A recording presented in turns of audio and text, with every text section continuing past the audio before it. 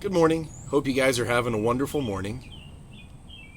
As I was reflecting this week on what I'm grateful for since our last video,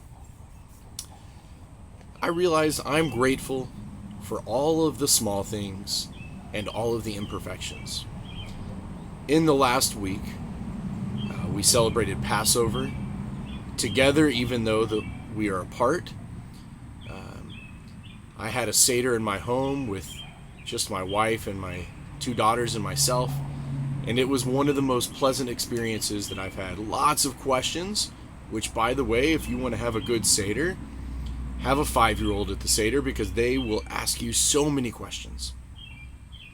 And I started the evening off thinking my Seder was going to be about an hour and 20 minutes, and it ended up going almost 2 hours, and the girls went to bed very late, and they were cranky the next day. But that part aside, we had a wonderful Seder, but it wasn't the perfect Seder. Why do I say that?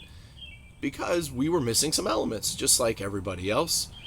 We hadn't been able to get to the store. We didn't have necessarily all of the right accessories for the Seder, but what we had, we've made work. And I hope that you did the same as well. I'm also grateful.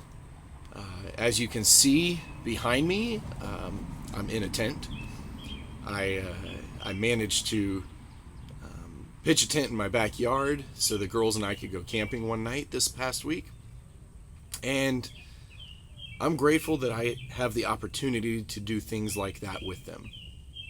Why? Because this is what they'll remember, these moments, the feelings that they experience when they're doing something new and adventurous, even if it's in the backyard.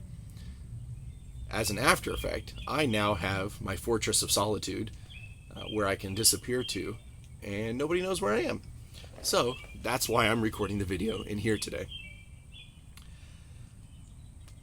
I was struck by, I was watching a friend of mine, Rabbi Matt Rosenberg, give a message this past Shabbat, and he quoted Pastor Andy Stanley, and Pastor Andy Stanley said, "What does love require of you?" And it really made me start to think a little bit. And so Rabbi Matt quoted this passage. I'm going to read the whole passage to you and leave a couple comments, and then I'll see you next week. Philippians chapter 2.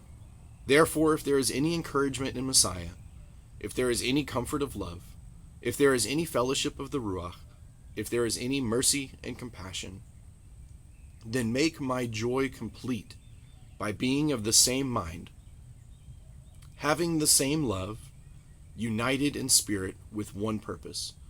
Do nothing out of selfishness or conceit, but with humility consider others as more important than yourselves, looking out not only for your own interests, but also for the interests of others.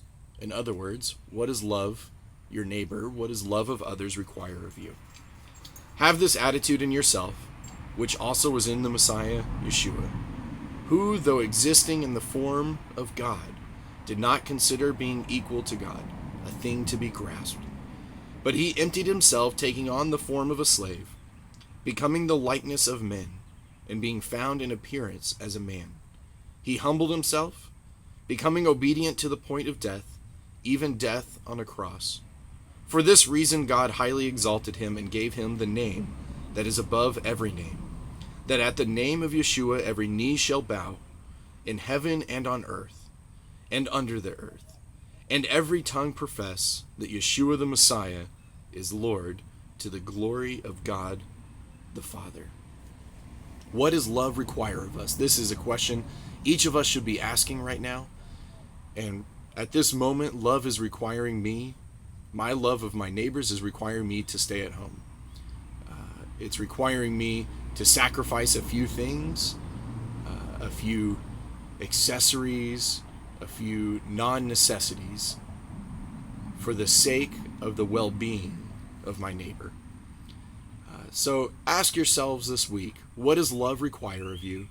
And then do it with a grateful heart. Hope you guys have a wonderful Tuesday.